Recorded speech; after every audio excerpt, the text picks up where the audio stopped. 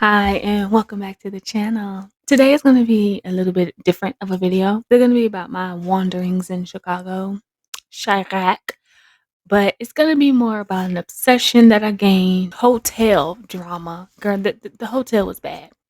And then, well, not bad. It went like a 0 out of 10. It was like a 3 out of 10. The general air quality in Chicago. We got to talk about that, most definitely. So let's get into it.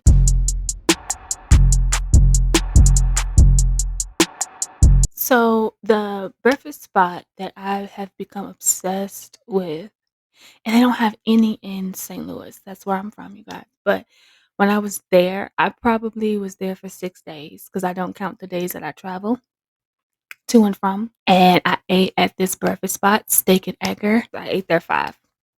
I ate like that food was so good. The proportions were really, really nice. The steak, as you can see on the screen, huge. I normally get my steaks medium well, a little bit of pink.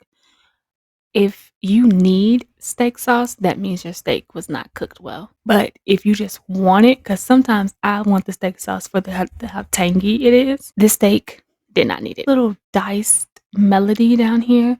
It was just like bell peppers, tomatoes, some red peppers. It was onions in there, and then it was like an enchilada type of sauce to it. Y'all, it was so good. So what I did was I got my eggs over medium. So I broke the yolk over my hash browns. I mixed it up and then I mixed that little melody in the cup into the eggs and the hash browns. Oh my god, it was so good. But you do have to be wary because this picture here is from the first steak and egger that I visited, and it was ran by like a mix of Latino and Mexican people. They were on point with giving the spice and like the kick to it. I went to another steak and egger that was kind of closer to my hotel room. Still good, but like there was no spice. And then when I looked around, I was looking at the people that worked there. I was like, oh, well, yeah, because it's mostly white people in here. Like it's not the lady who waited on me that was white. The cooks, the bussers, like yeah, all of them were white. And so I was like, okay. So this to let you guys know, like if you want to go and try steak and egger, but just beware. I cleared off both plates. I ate every bit of everything. It was good. Even the pancakes, nice and fluffy. Put me into a little food coma, you know what I'm saying? I had to go take a nap afterwards.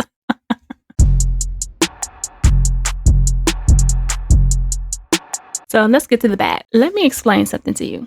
This hotel was a goddamn mess. The people were great, but the hotel itself was a mess. It was outdated. It very, very much so needed to be renovated. It's no smoking signs plastered all throughout, but the entire hallway smells nothing of embedded smoke. Like smoke upon smoke upon smoke, and then somebody tried to come in, spray fabric freshener or something, get rid of the smoke smell, and it did nothing but just mingle in with the smoke smell that was already in the hallway. That hallway smelled it, haha. That hallway smelled atrocious. I was like, oh god, no, this stinks. The pictures, honestly, the pictures got me, and then even when I read the reviews weren't so bad. Like the reviews were pretty decent. So I was like, well, how long ago was these dang on reviews? So if you look here, like this is the room that I got. I really got the room because I wanted to use the tub. It was a jacuzzi jet tub. And then there's a king size bed. And then it's just really spacious. And I was like, oh, this is nice. Child, I booked this damn room and it looked like the picture. So that was a bonus. Like this is the bed. The pillows are all over the places. I was checking the bed sheets because they don't be cleaning bed sheets. But this is the tub. I ended up cleaning out the tub later with some bleach because I don't trust people's cleaning. Didn't really like the closet, so I didn't hang up any of my clothes. But the bathroom, the tub, and the shower were pretty clean. Let's get on to the nonsense. It was a Tuesday. I was sitting in a bed chilling. It had rained really, really bad that morning. I was like, "Geez Louise." And I had just came back from the, auto mechanic shop about how I got a nail in my tire. I didn't end up doing anything on that Tuesday. I just stayed in the house until it stopped, and I went, got some food, I came back, and then I watched, some anime. I think I ended up watching the entire 2nd season of the Apocryphy Diaries. It's really good. I could probably do without the romance part. As I'm sitting in the bed chilling, watching the Apocryphy Diaries, baby, I hear some brrr, brrr, like brrr, brrr, brrr. I feel the bed vibrate. I'm like, what the fuck? Y'all, the way I rolled out of that bed like a ninja, I looked up at the ceiling. Girl, girl, girl. Why was my ceiling leaking onto my bed? Now, in my head, this is what it looks like. In my head, baby, the whole tsunami just flew into the room. I sighed. I put my shoes on. I grabbed my key card and I went to the front desk. So I'm sitting up here talking to the front desk person. My ceiling just leaked, and if it just leaked on my bed, I was like, I would like a new room. I was like, because I'm not sleeping in a bed that all type of bacterial water just fell and seeped through the sheets into the bed. I'm not doing it. So he was like, all right. Something told me, don't pack up all your shit and just hurry up and move it out to that room. I said, something might be wrong with it. Because if my room was leaking, other rooms on the first floor would be leaking. So I go into the room, it's leaking. It is leaking everywhere. It was multiple drops. There was multiple things just leaking on the ground. I was like, oh no.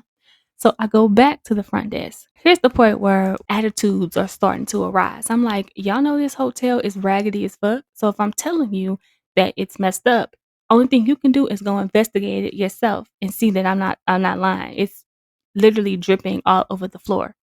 I was like, give me another room. So he gives me a second room on the first floor. I go down there, bitch, it smelled like somebody done hotboxed in the room. It smelled like they closed the window, they turned off the AC, they closed the blinds, they closed everything and just lit up in that room. And then when the cleaning crew came to clean out the room, they couldn't do nothing about that. So they just opened the window to air out the room. So when they opened the windows to air out the room, now not only did it smell like smoke, floor was sopping. Girl, the floor was soaking wet because they left the window open and it had rained. I was like, oh God. So I go back to the front desk. So now the attitude is on full display. He's like, all these rooms, what's going on? I'm like, I don't give a fuck what's going on, but you need to give me a room that don't work. He's like, well, what about if I give you a room on the second floor? Mind you, there's no elevator in this hotel. So I would have to physically lug all of my stuff up the stairs. I'm like, fine, okay, just give me the second floor because the more we go back and forth at it, the more we finna fight. We finna square up because how you got an attitude with me because I don't want to lay in no dingy, dirty girl, the roof might cave in on me room. No. So I go upstairs to the second room. It's not the greatest, but it'll do over the ones that he gave me. So I move my stuff up there. I just wouldn't recommend. Let's get on to housekeeping. Housekeeping here is weird as fuck. So, one, you have to request housekeeping. Like, you have to request housekeeping before 10 a.m. every day for them to come to your room. It's not like a thing where they just walk down the hall and knock and be like, housekeeping, you want your room cleaned? No, you have to request it. I thought that was kind of crazy. So, I had to get up every day and just rush to the front and request for my room to be clean. And not only did you have to request for it, they really didn't do a good job. I remember when I ended up moving to the second floor, I went down there and I requested it. When I came back later on that day, girl, the same fucking moldy French fry that I noticed in the corner was still there. I had to go all the way back downstairs. And I was like, somebody needs to come back up to my room and sweep the floor and then vacuum the floor as I stand there and watch you because obviously you all are children and you don't know how to clean. Cause what in the world?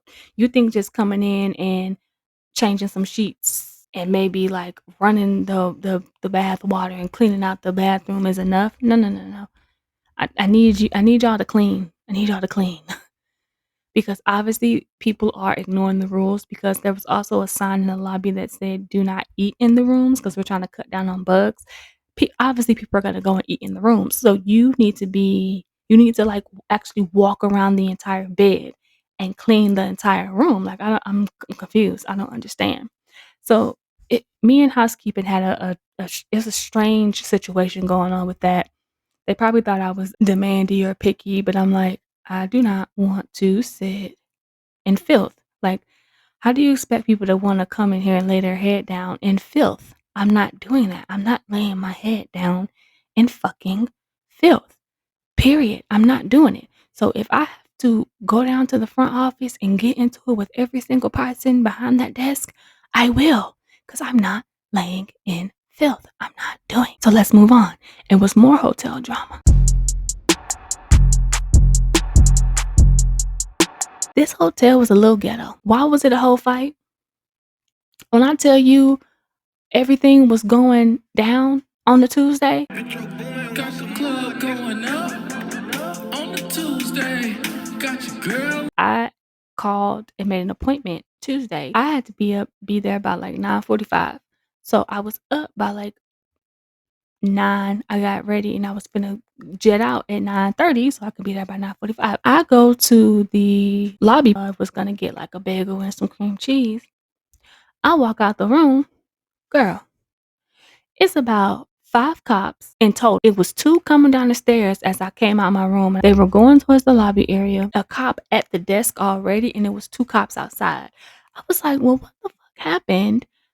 I was like, what's going on? What happened? I was like, why is there so many cops? Like, only time is that many cops is when somebody's like being unruly, right? Girl, I heard like snatches of the housekeepers, like they was having a conversation about it. Baby, why these people get the rumbling in the room? And then the neighbors, the people sleeping next to them, they ended up calling downstairs to the lobby to let the people know. So they come up, so the workers came upstairs. They're knocking on the door. Baby, they said when they got in that room, it was tore the hell up. They must have been fighting, bitch. Like they said that room was tore the hell up. Now, this is just me standing like, okay, so I'm trying to see if I can help y'all visualize this. When you come into the lobby, you walk in on your left hand side, it's the front desk where you check in. But on your right hand side, it's a room there. That's where they fold all the laundry, the towels and stuff. To the right is where the breakfast was. So I'm sitting there closest end of the breakfast bar, closest to the door where they're folding the laundry. So they're hustling basically because I want to know what happened. It's like it's really close. Like it's close enough for me to hear like and understand snatches of conversation. So I'm listening. The hotel manager, he was printing out paper, gave it to the cop, and the cop walked out. So my thing about it is they must have pressed criminal charges on these people for fighting in that room and fucking they shit up. Y'all get down and tell me what else would lead somebody to like print out customer information and then hand it to the cops. It was going down on Tuesday. Tuesday was a lot. Tuesday was a hot mess. Let's get on to our last topic, the air quality in Chicago is piss poor. I did not stay downtown Chicago, but I took a lot of tours that started or we had to meet up in downtown Chicago. It was a lot of walking tours, but I just noticed I was like, there's a permanent stench in the air. Oh, well, yeah, there's restaurants and then you're walking past alleys. So, yeah, it's going to stink because that's where the garbage is. No, no, no, no, no. I can overlook stinky alleyway garbage smells. No, no, that's not what this was, you all. It is a permanent musk, and I figured it out because the people live like pack rats. These people are on top of each other. It is skyscraper building, skyscraper building, skyscraper building of apartments, and they're right next to each other. And then it dawned on me, I'm like, where is the circulation? Hey guys, so this is future me. When I was listening back to my voiceover about how the air quality was bad, something told me just Google it. Instead of trying to explain and potentially offending people, I was like, just Google it. And so I Googled, do tall buildings like skyscrapers prevent circulation at ground level?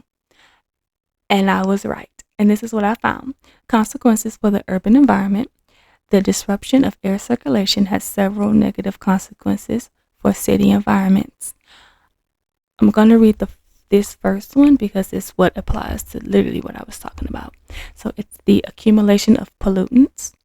The altered wind patterns can create stagnant zones or dead zones where air pollutants, such as vehicle emissions, become trapped instead of dispersing.